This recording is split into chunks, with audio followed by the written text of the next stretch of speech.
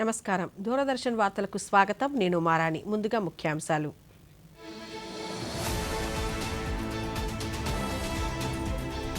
అంతరిక్ష స్టార్టప్ల సీఈఓలు, వ్యవస్థాపకులతో ప్రధాని సమావేశం. ప్రజల జీవితాలను మెరుగుపరచడానికి అంతరిక్ష సాంకేతిక పరిజ్ఞానాన్ని విస్తృతంగా వినియోగించాలన్న నరేంద్ర మోదీ.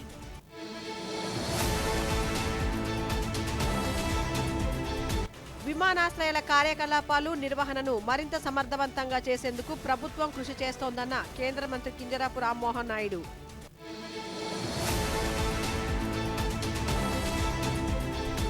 రాష్ట్ర వ్యాప్తంగా భక్తి శ్రద్ధలతో వరలక్ష్మి వ్రతాలు.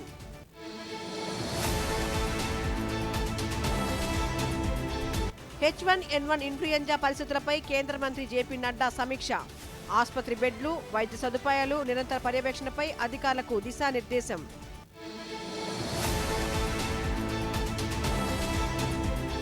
ప్రముఖ సీనియర్ నటి షావుకారి జానకి మృతి పట్ల ముఖ్యమంత్రి చంద్రబాబు నాయుడు సంతాపం.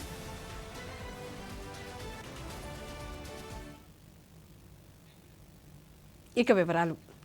రేపు ఢిల్లీ రాష్ట్రపతి భవన్ ముందు జరగాల్సిన చేంజ్ ఆఫ్ గార్డ్ వేడుకను రద్దు చేశారు. బంగ్లాదేశ్ ప్రధాని అధికారిక పర్యటన, స్వాగత వేడుకల రిహార్సల్స్ కారణంగా ఈ వేడుకను రద్దు చేస్తూ నిర్ణయం తీసుకున్నారు. ఈ మేరకు రాష్ట్రపతి భవన్ వర్గాలు ప్రకటన విడుదల చేశాయి.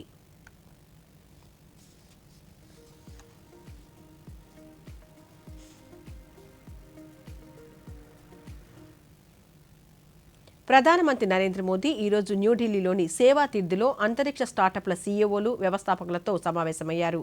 ఈ సందర్భంగా ప్రధానమంత్రి వ్యవసాయంతో పాటు దైనందిన జీవితాన్ని మెరుగుపరిచేలా ఆవిష్కరణ చేయాలని యువ అంతరిక్ష పారిశ్రామికవేత్తలను ప్రోత్సహించారు.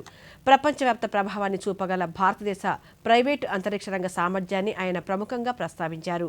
పాఠశాలలతో మమేకమై భవిష్యత్ తరాలకు స్ఫూర్తినివ్వాలని స్టార్టప్లకు పిలుపునిచ్చారు. భారతదేశ సామర్థ్యాలను పెంపొందించే క్రమంలో అంతరిక్ష రంగ స్టార్టప్లకు ప్రభుత్వం అండగా నిలుస్తుందన్నారు. ఈ మేరకు ప్రధానమంత్రి నరేంద్ర మోదీ సామాజిక మాధ్యమంలో వెల్లడించారు.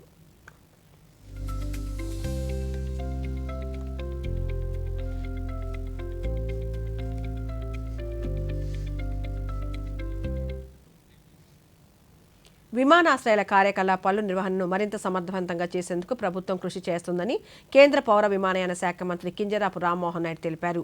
కర్ణాటకలోని మైసూరులో ఈరోజు నిర్వహించిన పౌర విమానయాన సలహా కమిటీ సమావేశంలో కేంద్ర మంత్రి పాల్గొన్నారు. అనంతరం కేంద్ర మంత్రి మీడియాతో మాట్లాడుతూ ప్రధానమంత్రి నరేంద్ర మోదీ దార్శనికతతో గత 10 సంవత్సరాల్లో ఉడాన్తో అద్భుతమైన విజయాలు సాధించామన్నారు. ఇప్పుడు దాన్ని మరింత ఉన్నత స్థాయికి తీసుకెళ్తున్నామని తెలిపారు.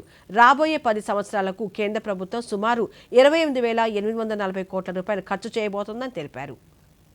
In the country and a lot of connectivity improvements have happened.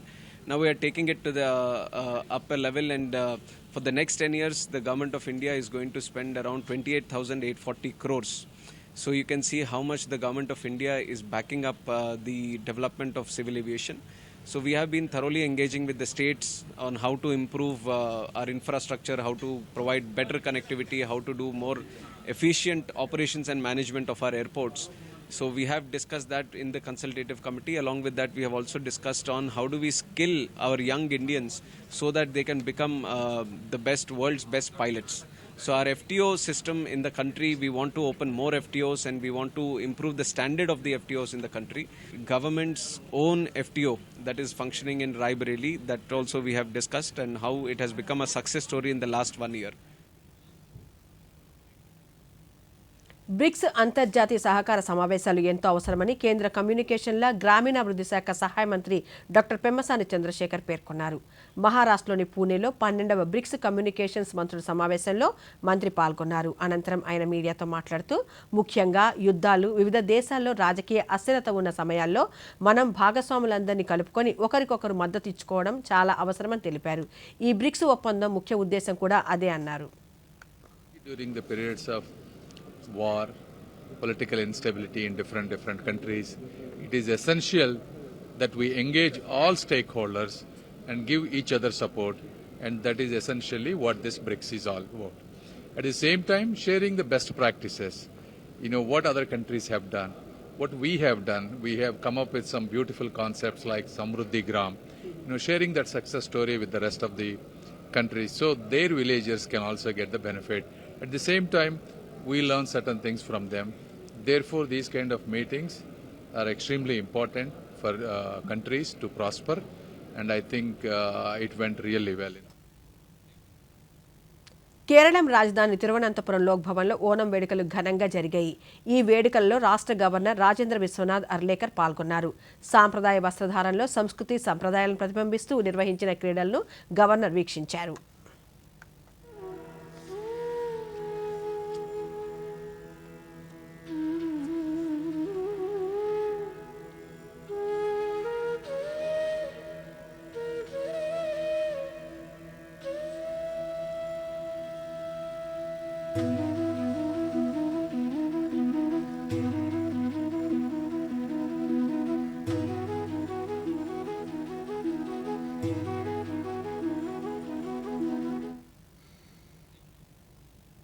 Kotabommali సామాజిక ఆసుపత్రిని త్వరలో 100 పడకల స్థాయి ఆసుపత్రిగా అభివృద్ధి చేసేందుకు కృషి చేస్తున్నట్లు రాష్ట్ర వ్యవసాయ శాఖ మంత్రి కింజరాపు అచ్చెన్నాయుడు తెలిపారు.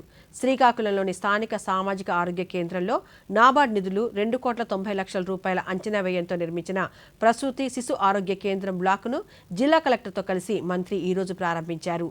ఈ సందర్భంగా మంత్రి మాట్లాడుతూ రాష్ట్ర ప్రభుత్వం వైద్య రంగాన్ని మరింత బలోపేతం చేసేందుకు ప్రత్యేక దృష్టి సారించిందని తెలిపారు. ప్రజలకు నాణ్యమైన వైద్య సేవలు అందుబాటులోకి తీసుకురావడమే ప్రభుత్వ ప్రధాన లక్ష్యమని తెలిపారు. ఆసుపత్రిలో సాధారణ ప్రసవాలను పెంచేలా అవగాహన కల్పించి ఆరోగ్య భద్రతకు చర్యలు తీసుకోవాలని మంత్రి స్పష్టం చేశారు.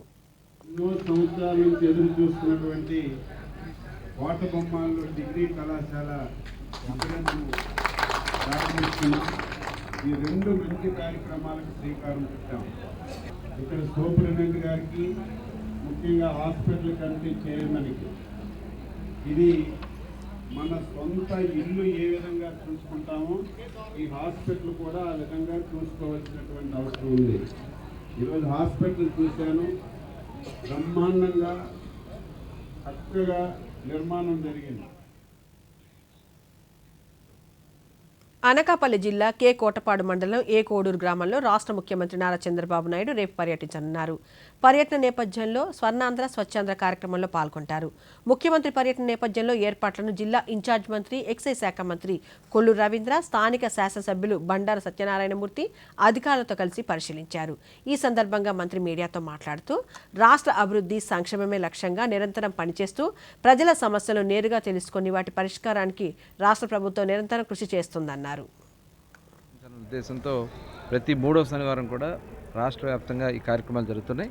వారు కూడా ఏదో ఒక నియోజకవర్గంలో పాల్గొంటూ ఈ నెల మరి మాడుగుల నియోజకవర్గానికి రాబోతా ఉన్నారు. ఇక్కడ అన్ని ఏర్పాట్లు కూడా చేయడం జరుగుతుంది. జిల్లా కలెక్టర్ గారు, అదేవిధంగా జాయింట్ కలెక్టర్ గారు, అధికారులు అందరూ కూడా ఈ ప్రోగ్రామ్ని మరి అన్నీ కూడా ఏర్పాట్లు చేస్తూ ఉన్నారు. చాలా సంతోషం. ఎందుకంటే ఈ నియోజకవర్గానికి 3వసారి వస్తున్నటువంటి ముఖ్యమంత్రి. గతంలో కూడా ఆయన వచ్చారు, మళ్ళీ ఇప్పుడు 3వసారి వస్తున్నారు. మరి ఈ నియోజకవర్గాన్ని స్థితిగతులు అన్నీ కూడా అధ్యయనం చేయటం, ప్రజల్ని చైతన్యపరచడం.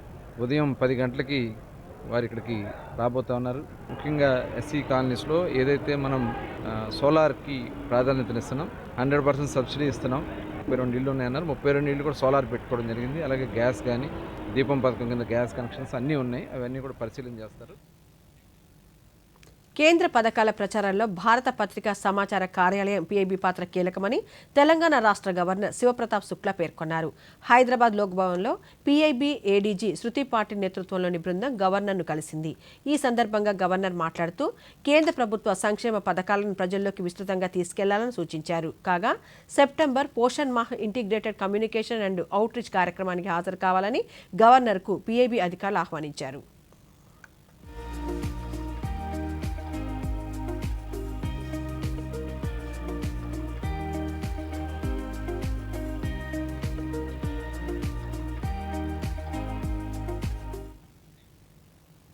పూణేలో 12వ బ్రిక్స్ కమ్యూనికేషన్ల మంత్రుల సమావేశం జరుగుతోంది. ఈ సమావేశానికి కేంద్ర కమ్యూనికేషన్ శాఖ మంత్రి జ్యోతిరాదిత్య సింధ్యా అధ్యక్షత వహించారు. ఈ సందర్భంగా కేంద్ర మంత్రి మాట్లాడుతూ సమ్మిళిత, సురక్షిత డిజిటల్ భవిష్యత్తు కోసం కలిసికట్టుగా పనిచేయాలని పిలుపునిచ్చారు. ఏసీటీ, ఏఐ, సైబర్ సెక్యూరిటీలలో బ్రిక్స్ దేశాల సహకారం బలోపేతమే లక్ష్యమన్నారు. డిజిటల్ అంతరాన్ని తగ్గించడం ద్వారా ఆవిష్కరణలను ప్రోత్సహించడం, సామర్థ్యాన్ని బలోపేతం చేయడం వంటి భారతదేశ విధానాన్ని కేంద్ర మంత్రి వివరించారు. అభివృద్ధి చెందుతున్న సాంకేతికతలు, భవిష్యత్ నెట్వర్కులు, సైబర్ సెక్యూరిటీ, సామర్థ్య నిర్మాణం, సమ్మిళిత డిజిటల్ కనెక్టివిటీ వంటి అంశాలపై అభిప్రాయాలు పంచుకోవడానికి బ్రిక్స్ సభ్య దేశాలకు ఈ కార్యక్రమం ఒక వేదికను అందిస్తుంది. Inclusive and sustainable digital telecom infrastructure, AI in telecoms and telecoms for AI, and digital transformation. These discussions have significantly enriched our understanding of shared challenges and emerging opportunities. They have generated practical ideas capable of being translated into enduring partnerships. As we look ahead, there is considerable scope to further strengthen the effectiveness and complementarity of ప్రముఖ senior నటి షావుకార్ జానకి మృతి చెందారు. ఆమె వయసు 94 సంవత్సరాలు. గత కొంతకాలంగా అనారోగ్యంతో బాధపడుతున్న ఆమె చెన్నైలోని ఒక ప్రైవేటు ఆసుపత్రిలో చికిత్స పొందుతూ ఈ మధ్యాహ్నం తుదిశ్వాస విడిచారు. ఆంధ్రప్రదేశ్లోని రాజమహేంద్రవరంలో జన్మించిన ఆమె చిన్నతనంలోనే నాటకాల్లో పలు పాత్రలు పోషిస్తూ 11 ఏళ్లకు రేడియోలో ఒక తెలుగు కార్యక్రమంలో పాల్గొన్నారు. 1949లో రక్షారేఖ సినిమాతో చలనచిత్ర రంగంలోకి అడుగుపెట్టారు. ఆ తర్వాత 1950లో షావుకారు సినిమా హిట్ కావడంతో ఆమెకు షావుకారు జానకిగా పేరు వచ్చింది. ఆ తర్వాత అనేక విజయవంతమైన చిత్రాల్లో ఆమె నటించారు. తెలుగు, తమిళ, కన్నడ భాషల్లో సుమారు 400 చిత్రాల్లో, హిందీ, మలయాళ భాషలో నటించి మెప్పించారు.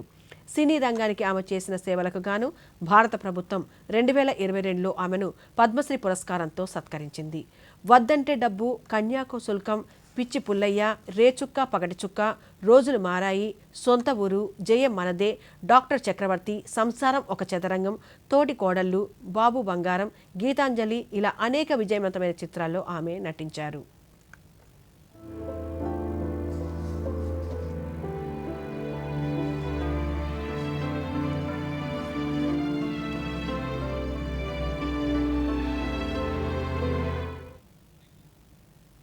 అలనాటి ప్రముఖ నటి షావుకార్ జానకి మరణం తీవ్ర దిగ్భ్రాంతిని కలిగించిందని రాష్ట్ర ముఖ్యమంత్రి నారా చంద్రబాబు నాయుడు పేర్కొన్నారు. 400లకు పైగా చిత్రాలు నటించి ఎన్నో అవార్డులు, రివార్డులు పొందిన షావుకార్ జానకి భౌతికంగా మనకు దూరమైన ఆమె నటించిన పాత్ర ద్వారా చిరస్థాయిగా మన మనసులో నిలిచిపోతారని సామాజిక మాధ్యమం వేదికగా పేర్కొన్నారు. ఆమె ఆత్మకు ఆ భగవంతుడు శాంతి చేకూర్చాలని కోరుకుంటున్నట్లు తెలిపారు. వారి కుటుంబ సభ్యులకు ప్రగాఢ సానుభూతిని వ్యక్తం చేశారు.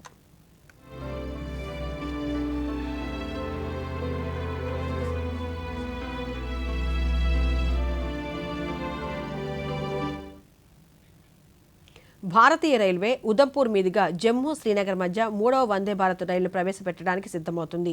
ఈ కొత్త సర్వీసు ప్రయాణికులకు అందుబాటులోకి రావడంతో పాటు జమ్మూ కాశ్మీర్లోని ఈ 2 నగరాల మధ్య రైలు సామర్థ్యాన్ని పెంచడంలో కూడా సహాయపడుతుంది. ఈ మేరకు కేంద్ర మంత్రి డాక్టర్ జితేంద్ర సింగ్ రైల్వే మంత్రి అశ్విని వైష్ణవ్ రాసిన లేఖతో కూడిన పోస్ట్ను సామాజిక మాధ్యమంలో పంచుకున్నారు. అమరవీరుడు కెప్టెన్ తుషార్ మహాజన్ ఉదంపూర్ మీదుగా జమ్మూ తావి, శ్రీనగర్ మధ్య 3వ వందే భారత్ ఎక్స్ప్రెస్కు ఆమోదం లభించినట్లు రైల్వే మంత్రి అశ్విని వైష్ణవ్ తెలిపారు. ఈ రైలుకు ఉదంపూర్ను ఒక స్టాప్గా చేర్చాలన్న రైల్వే మంత్రిత్వ శాఖ నిర్ణయాన్ని అక్కడి ప్రజలు స్వాగతించారు.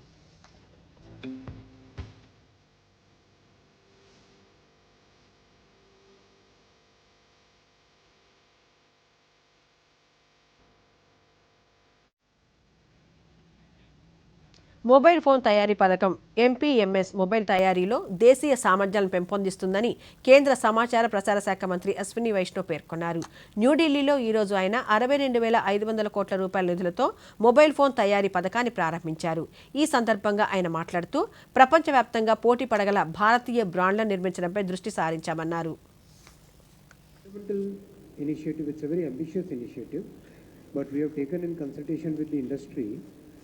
If you recall, we had a mobile manufacturing ecosystem, but because of the tax issues and because of the Chinese onslaught, it became impossible for them to compete in the market.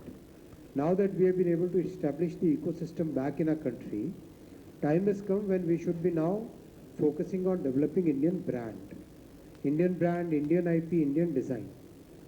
That is the thought process, and I think we'll be taking very measured, very calibrated steps on that. We have very closely coordinated with the industry, and we hope that in the tenure of this mobile phone manufacturing scheme, we'll have a good success on the. ఇప్పుడు స్వల్ప విరామం. Good girl.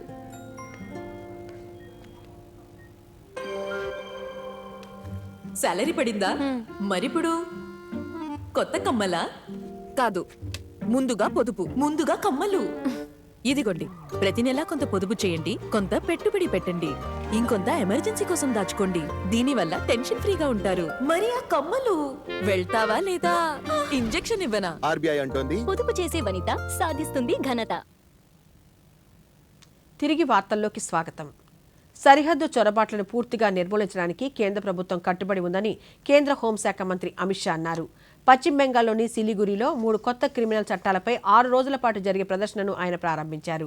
ఈ సందర్భంగా జరిగిన బహిరంగ సభలో అమిత్ షా మాట్లాడుతూ ఈ కొత్త చట్టాలు అక్రమ సిండికేట్లు దోపిడీలను రూపుమాపుతాయన్నారు. కొత్తగా అమలు చేసిన ఈ ఫ్రేమ్వర్క్ సాంకేతికతతో కూడిన ప్రోటోకాల్లు భారతదేశంలోని ఏ పోలీస్ స్టేషన్లోనైనా 0 ఎఫ్ఐఆర్లను నమోదు చేసే నిబంధనలతో న్యాయ ప్రక్రియ వేగవంతమవుతుందని తెలిపారు. Syndicate, cut money, toll tax और भय का साम्राज्य टूटकर चूर चूर हो जाएगा. बंगाल के चुनाव में भारतीय जनता पार्टी ने बंगाल की जनता को वादा किया था कि आप हम पर भरोसा करिए, हम भय की नहीं भरोसे की सरकार देंगे. और शुभेंदु अधिकारी ने काम काज संभालने की पहली फाइल साइन की.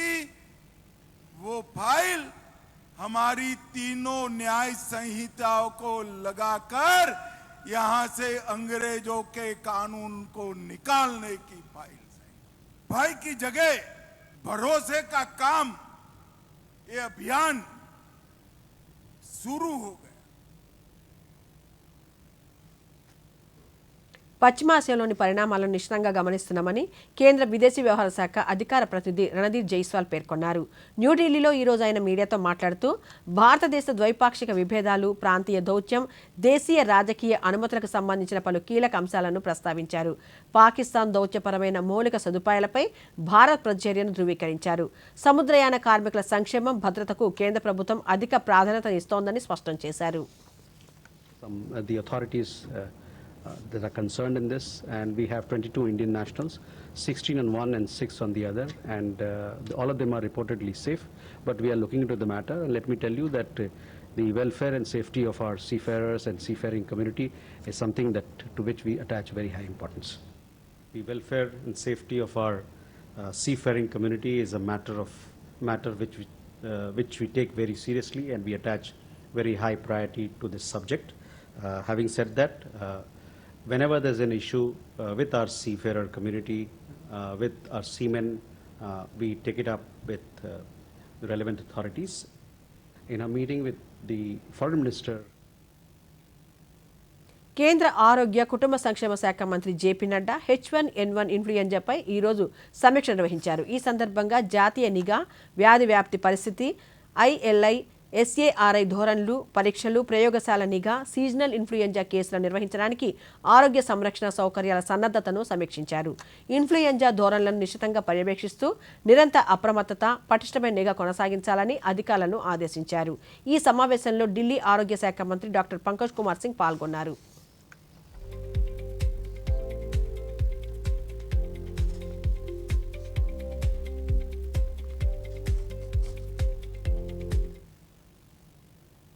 ఉత్తరప్రదేశ్ గ్రేటర్ నోయిడాలోని NTPC వద్ద భారతదేశపు 2వ గ్రీన్ హైడ్రోజన్ స్టేషన్ ప్రారంభమైంది. ఈ స్టేషన్కు రోజుకు 250 నుండి 300 కిలోల గ్రీన్ హైడ్రోజన్ను ఉత్పత్తి చేసే సామర్థ్యం ఉంది. ఎలక్ట్రోలైజర్ను ఉపయోగించి శుద్ధి చేసిన నీటి నుండి హైడ్రోజన్ ఉత్పత్తి చేస్తారు. ఈ స్టేషన్లో శుద్ధి చేసిన మురుగునీటిని కూడా వినియోగిస్తారు. ఇక్కడి నుండే 5వ హైడ్రోజన్ ఆధారిత బస్సును కూడా నడుపుతున్నారు.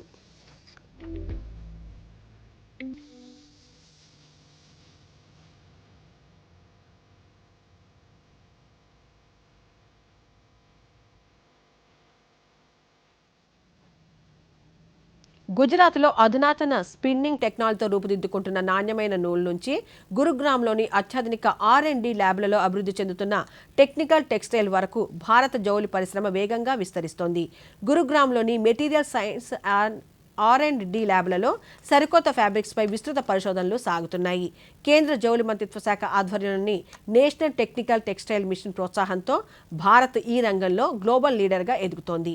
కేవలం దుస్తులే కాకుండా రక్షణ రంగానికి అవసరమైన బుల్లెట్ ప్రూఫ్ జాకెట్లు, కార్లలో ఎయిర్ బ్యాగులు, వ్యవసాయ రక్షణ నెట్లు వంటి ఉత్పత్తులను దేశీయంగా భారీగా ఉత్పత్తి చేస్తున్నారు.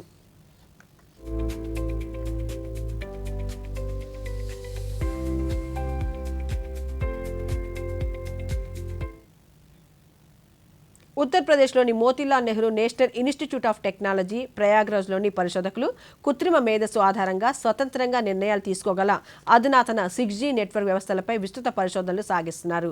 మెషిన్ లెర్నింగ్, ఆర్టిఫిషియల్ ఇంటెలిజెన్స్ సహాయంతో విభిన్న నెట్వర్క్ పరిస్థితులను అర్థం చేసుకుని క్షణాల్లో స్వతంత్రంగా నిర్ణయాలు తీసుకోగల స్మార్ట్ 6G కమ్యూనికేషన్ వ్యవస్థను వీరు అభివృద్ధి చేస్తున్నారు. డేటా ట్రాఫిక్ను బట్టి తనకు తానుగా పనితీరును మెరుగుపరుచుకునే ఈ 6G ఆర్కిటెక్చర్ భవిష్యత్తు టెలికాం రంగంలో విప్లవాత్మక మార్పులకు నాంది పలకనుంది.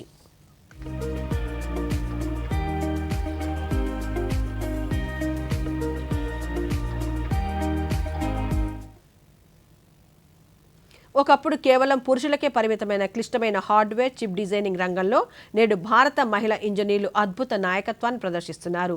కేరళంలోని తిరువనంతపురంలో ఫ్యాబ్లెస్ స్టార్టప్ ద్వారా భారత యువ ఇంజనీర్లు అత్యాధునిక AI ప్రాసెసర్లు, మొబైల్స్, డ్రోన్లు, కెమెరాల్లో డేటాను క్లౌడ్కు పంపాల్సిన అవసరం లేకుండా నేరుగా పరికరంలోనే వేగంగా ప్రాసెస్ చేస్తాయి. దీనివల్ల విద్యుత్ వినియోగం భారీగా తగ్గడమే కాకుండా డేటా భద్రత పెరిగి నిర్ణయాలు క్షణాల్లో అమలవుతాయి.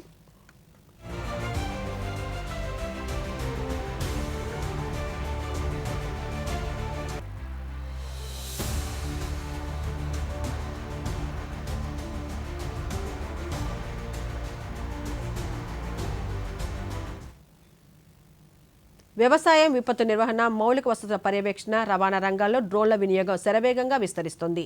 హైదరాబాద్కు చెందిన aerospace deep tech startup runway అవసరం లేకుండా నిట్ట నిలువుగా టేకాఫ్, ల్యాండింగ్ అయ్యే electric vertical takeoff and landing cargo ఎయిర్క్రాఫ్ట్లను విజయవంతంగా అభివృద్ధి చేసింది. తేలికైన ఏరోస్పేస్ గ్రేడ్ కార్బన్ ఫైబర్తో తయారైన ఈ భారీ డ్రోన్లు మారుమూల ప్రాంతాలకు భారీ కార్గోను సురక్షితంగా చేరవేస్తాయి. భవిష్యత్తులో శబ్దరహిత, కాలుష్యరహిత ప్రయాణాల కోసం హైడ్రోజన్ ఆధారిత ప్యాసింజర్ సాంకేతికతపైన పరిశోధనలను ముమ్మరంగా సాగుతున్నాయి.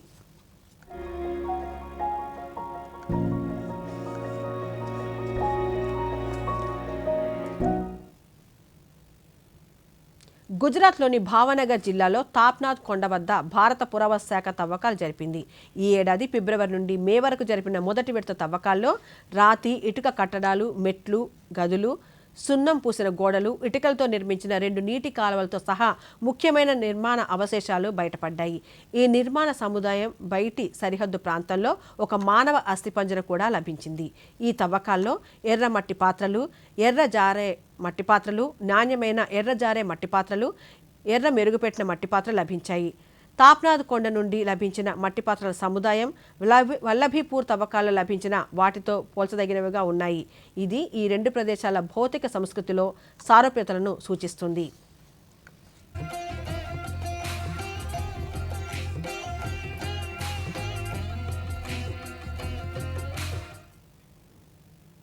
జపాన్ ప్రతినిధి బృందం యమనాషి గవర్నర్ కోటారో నాగసాకి నేతృత్వంలో ఆగ్రాలోని ప్రసిద్ధ తాజ్మహల్ను సందర్శించింది. ఈ సందర్భంగా గవర్నర్ కోటారో నాగసాకి మాట్లాడుతూ తాజ్మహల్ను సందర్శించడం పట్ల హర్షం వ్యక్తం చేశారు.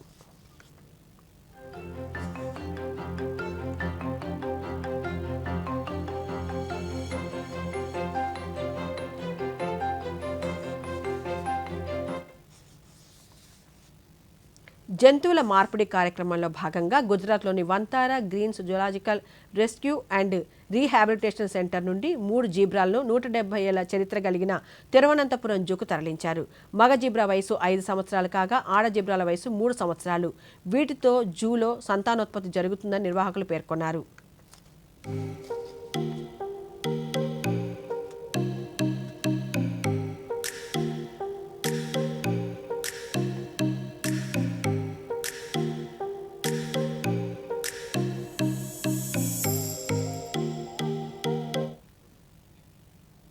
20,000 రూపాయల నగదు బహుమతిని అందిస్తామని ఇండియా పోస్ట్ పేరుతో జరుగుతున్న మోసపూరిత సర్వేను కేంద్ర ప్రభుత్వం ఖండించింది.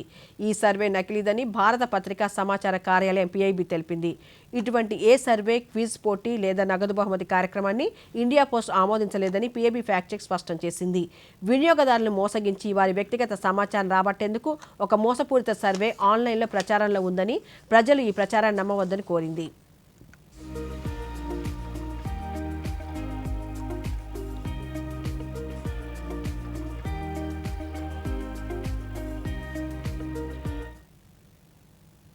ఉత్తరప్రదేశ్లోని వారణాసిలో గంగానది నీటి మట్టం ప్రమాదకరంగా పెరగడంతో ప్రసిద్ధ ఘాట్లన్నీ నీట మునిగాయి. వరద ఉధృతికి ఘాట్ల మధ్య రాకపోకలు నిలిచిపోయాయి. మణికర్ణికా ఘాట్, హరిశ్చంద్ర ఘాట్లపై నీరు చేరడంతో దహన సంస్కారం నిర్వహించడానికి అంతరాయం ఏర్పడింది. దీంతో ప్రత్యామ్నాయ ప్రదేశాల్లో అంత్యక్రియలు నిర్వహించేందుకు ఏర్పాటు చేశారు. నదీ సమీపంలో ఉన్న ప్రజలను సురక్షిత ప్రాంతాలకు వెళ్లాలని అధికారులు హెచ్చరించారు. పడవల రాకపోకలను తాత్కాలికంగా మూసివేశారు.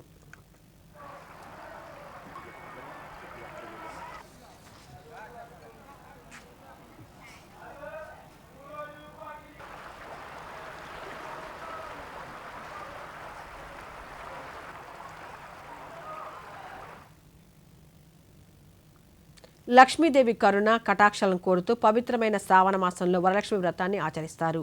శ్రేయస్సు, ఆరోగ్యం, కుటుంబ సంక్షేమం కోసం భక్తి ప్రపత్తులతో మహిళలు సంప్రదాయబద్ధంగా పూజాధికాలు నిర్వహిస్తారు. ఆంధ్ర, తెలంగాణ రాష్ట్రాలతో పాటు కర్ణాటకలో ఈ పండుగకు ప్రత్యేకమైన మతపరమైన సాంస్కృతిక ప్రాముఖ్యత ఉంది. మహిళలు ఉపవాసాలు చేస్తూ ఇళ్లల్లోనే ఆచారాలు నిర్వహిస్తారు. ఈ పండుగ భక్తి విశ్వాసాలను ప్రతిబింబిస్తుంది.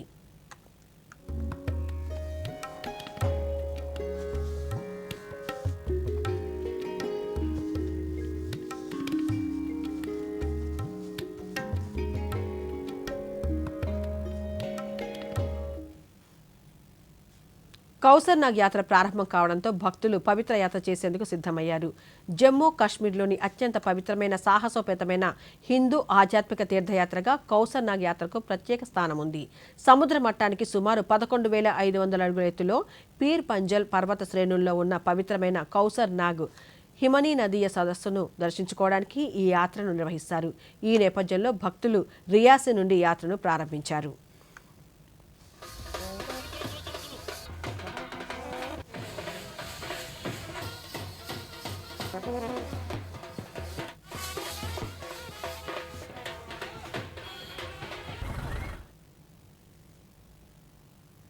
ప్రధానమంత్రి నరేంద్ర మోదీ తన మనసులోని భావాలను దేశ ప్రజలతో పంచుకునే మన్ కీ బాత్ కార్యక్రమం 137వ సంచిక ఈ నెల 30వ తేదీ ఆదివారం ఉదయం 11 గంటలకు ప్రసారమవుతుంది.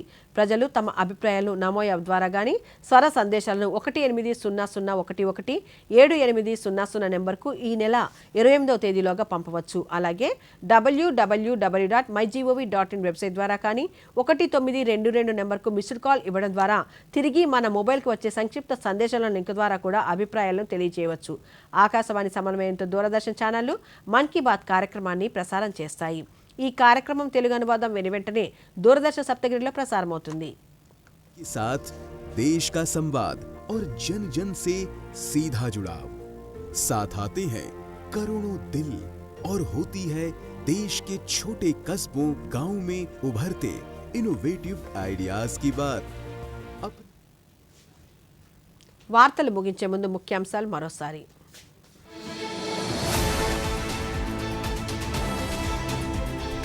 అంతరిక్ష స్టార్టప్ల సీఈఓలు, వ్యవస్థాపకులతో ప్రధాని సమావేశం. ప్రజల జీవితాలను మెరుగుపరచడానికి అంతరిక్ష సాంకేతిక పరిజ్ఞానాన్ని విస్తృతంగా వినియోగించాలన్న నరేంద్ర మోదీ.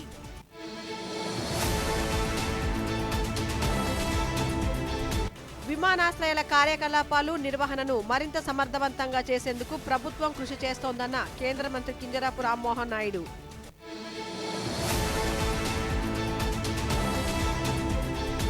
రాష్ట్ర వ్యాప్తంగా భక్తి శ్రద్ధలతో వరలక్ష్మి వ్రతాలు.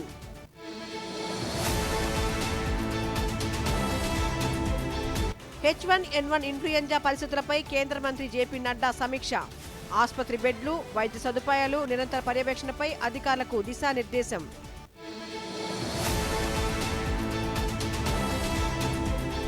ప్రముఖ సీనియర్ నటి షావుకారి జానకి మృతి పట్ల ముఖ్యమంత్రి చంద్రబాబు నాయుడు సంతాపం.